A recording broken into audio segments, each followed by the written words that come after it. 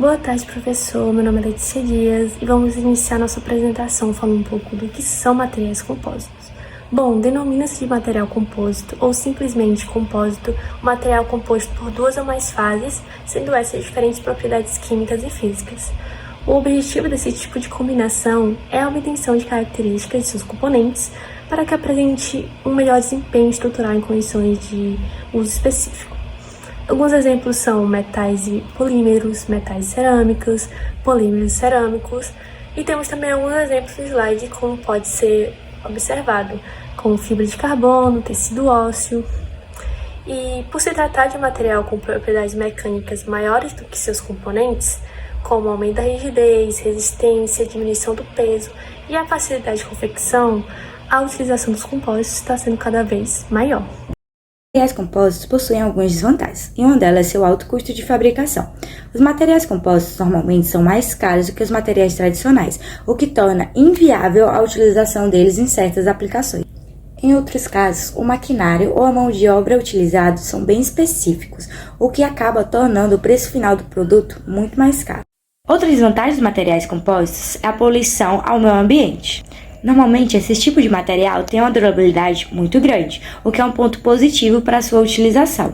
No entanto, na maioria das vezes, o seu descarte é feito de forma incorreta e não ocorre a reciclagem do material, o que ocasiona uma grande poluição do ambiente, já que esse produto demora muito tempo para se decompor, ou seja, ele passa anos e anos para conseguir se decompor totalmente, e nesse período ele continua poluindo o meio ambiente. Esse é um dos pontos negativos da utilização de compósitos.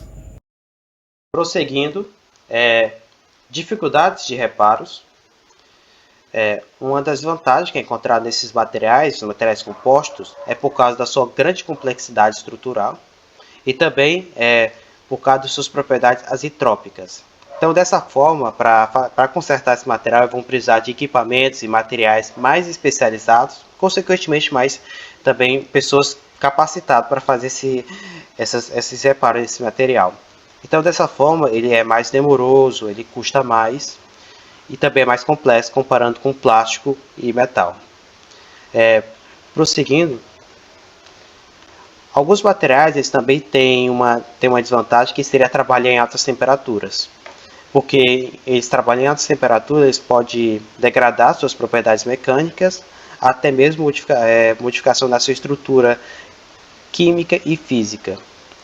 Podemos usar como exemplo a fibra de vidro, que não está muito bem trabalhar em altas temperaturas. Outros materiais compostos também, trabalhar em altas temperaturas, acaba afetando sua vida útil. Outra desvantagem dos materiais compósitos é a respeito da sua fragilidade. Lembrando que quando a gente fala de fragilidade para materiais, a gente está tratando de ductibilidade, de deformação plástica. Quando você aplica força no material, ele tende a deformar, primeiro elasticamente e depois plasticamente, que seria uma deformação irreversível. Quando o material é frágil, ele não consegue um grande grau de deformação plástica antes que haja ruptura. Falando sobre as desvantagens dos materiais compósitos, a gente pode citar a resistência à fadiga dos materiais. A fadiga ela é um processo que ela está associada a uma carga alternada, um esforço variável. E esse esforço ele acaba por gerar um desgaste no material. De forma geral, cada material ele tem um número de ciclos de esforço alternado que ele aguenta. Quanto maior é o número de ciclos, maior é a chamada resistência à fadiga do material.